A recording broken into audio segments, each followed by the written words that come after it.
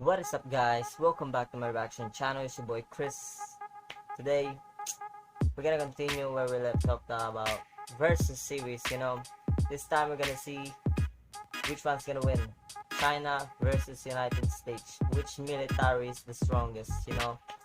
And this video was by Infographic show. So yeah, we're gonna see about that. Anyways, you know the drill.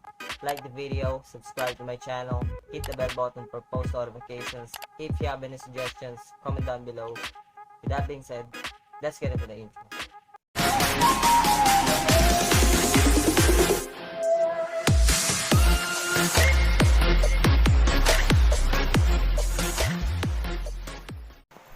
This video is sponsored by Conflict of Nations, the free online strategy game where your objective is simple. Just take over the whole world. Join a community of millions and build powerful armies from dozens of unit types with the coolest modern-day weapons and technology. We love planning out long, complex strategies to crush our enemies, and Conflict of Nations is perfect for that, as you fight up to 64 other players in real-time games that can take weeks to complete. It's fully cross-platform, so you can play on the same account on PC and mobile. We'll be hosting a special game for the first viewers that click the link in the description. Just create a profile, type Infographic show in the search bar, and enter the password Infographics. Slots are limited, so don't wait. Infographic show viewers also get a special gift of 13,000 gold and 1 month of premium subscription for free when they use the link. It's only available for 30 days, so click the link, choose a country, and start fighting your way to victory right now. In the year 2020, the US is still the world's sole superpower, but China is not far behind.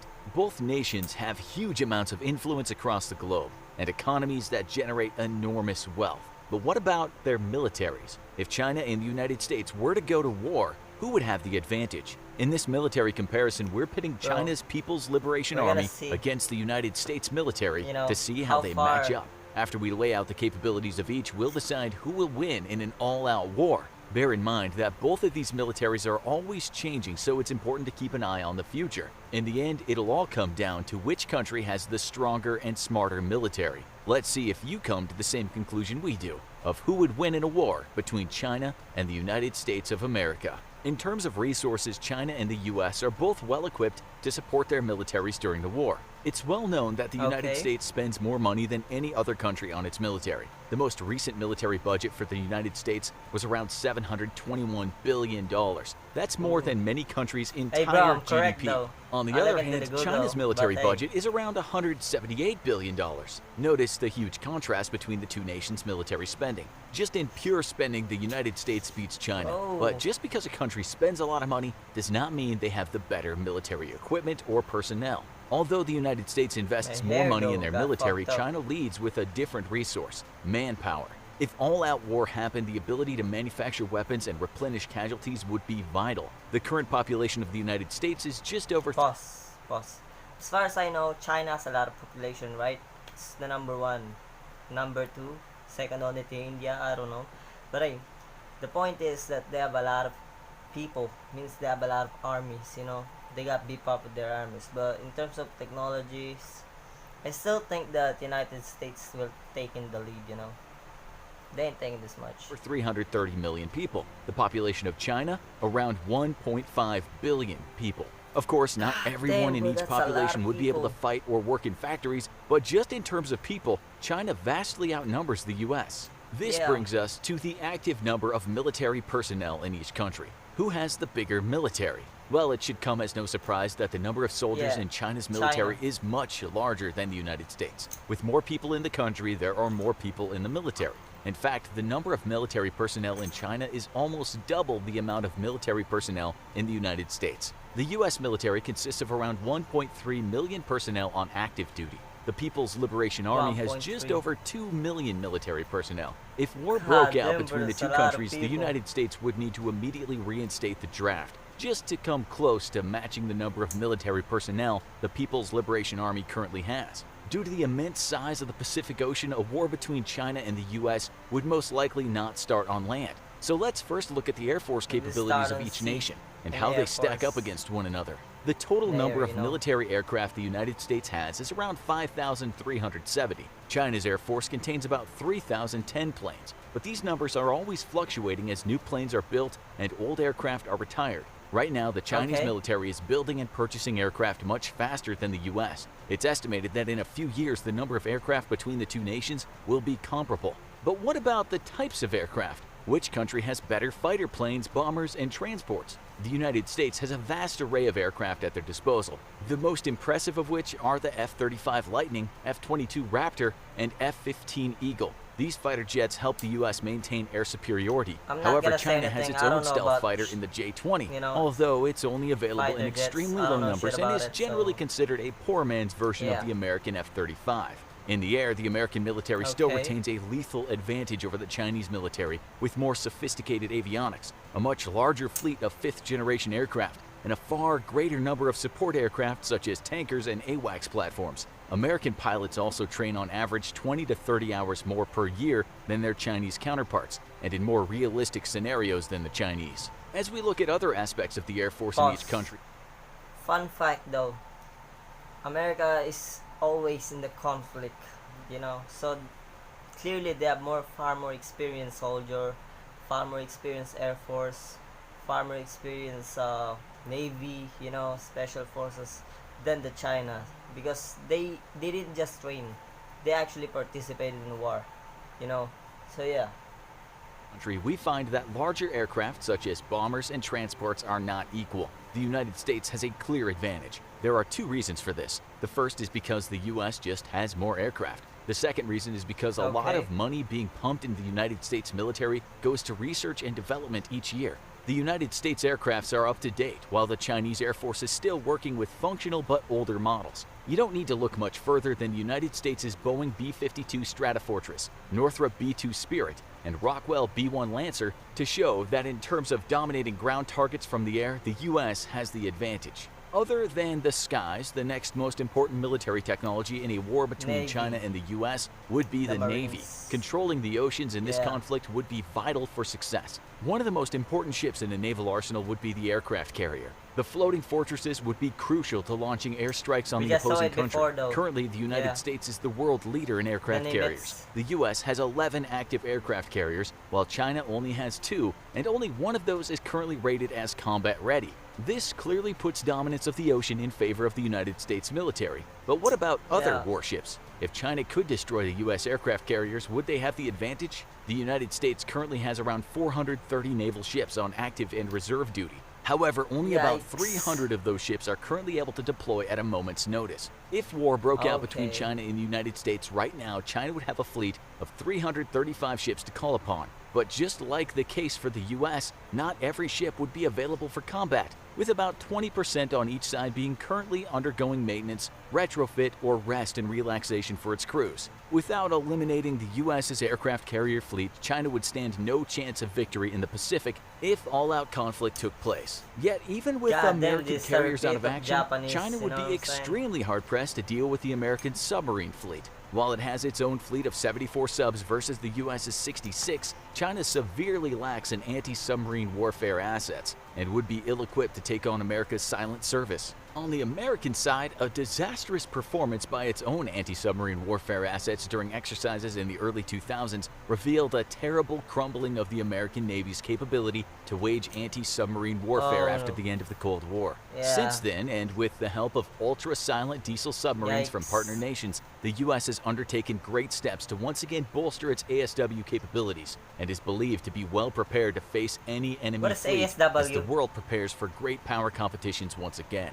For now, the U.S. fleet remains supreme, but it's divided between responsibilities around the world, while China can focus the entirety of its efforts in fighting America's Pacific Fleet alone. With a rapidly Okay. modernizing fleet and more sophisticated shipbuilding efforts, China looks set to close the gap between itself and the U.S. in the approaching decades. What would happen if the war made its way to land, though? Obviously, it would depend on where the war was being fought. The nation battling on their home turf would ultimately have the advantage because of their ability to replenish land forces more easily. Let's Yeah. take location out of the equation and just compare the land-based military capabilities of each nation. We know that in terms of soldiers, China outnumbers the U.S. Boss. Yeah, I think Chinese have edge when it comes to people because they have a lot of soldiers. But like I said before, I still think that America, with terms of skills, experience, and technology, they basically they just outclass the Chinese. You know, it is what it is. We also know that if soldier numbers need to be replenished, there are many more people to choose from in China than in the US. Basically, if the two countries went to war using only soldiers, the United States would eventually succumb to the large number of available manpower China has. That being said, this is not how wars are fought anymore. Instead, land battles can be won using machinery, such as tanks. The United States has a tank arsenal of around 8,010 vehicles. The US's main battle tank is the legendary M1 Abrams, of which not a single one has been lost to enemy action yet. If deployed, the United States tank army would be a devastating force. It would plow through anything in its path. China has fewer tanks at around 6,560, and just under half of those are first-generation tanks dating back to the early Cold War era. Around 2,360 of the Chinese tanks are Type 59s. These tanks were produced in the 50s and 60s. They're antiquated and currently retired, but still kept in reserve. This means that the tank force of China is actually much smaller than the United States'. The US pours billions of dollars into upgrading their tanks with state-of-the-art equipment and keeping their forces modernized. Clearly, the United States would decimate China in a tank battle. In today's day and age, battles are rarely fought only on the ground. At some point, they may not even be fought on the planet. Recently, the United States has implemented a new branch of the military, Space Force. Space Force's missions is to organize, train, and equip Space Forces in order to protect U.S. and allied interests in space and to provide space capabilities to the Joint Force. It is clear that the United States is moving toward militarizing this new horizon. But is China? Recent reports have shown that China has been rapidly expanding its space program. They were the third country to launch a human into space behind the former Soviet Union, now Russia, and the United States. China completed this feat back in 2003 and has since ramped up their space program. They are the first and only country to put a rover on the far side of the moon, where they've made several discoveries. China has also been launching more and more satellites and military spacecraft into space in recent years. It's estimated that China has more than 320 satellites. 105 of them are military in nature. The United States has around 123 military satellites, even though the US has been in space much longer than China. It would seem that the breakthroughs at the China National Space Administration have greatly sped up the military satellite capabilities of the country. The budget for NASA in the United States has been cut year after year, almost immediately after they put the first man on the moon. China's space program, on the other hand, seems to be getting an influx of money each year from the government. How long until the research and development of China's engineers and space scientists surpass the US? In space, the country with the best technology and most knowledge of the environment will be victorious in battle. If the United States continues to fall behind in space exploration, they will not stand a chance in the space war with China.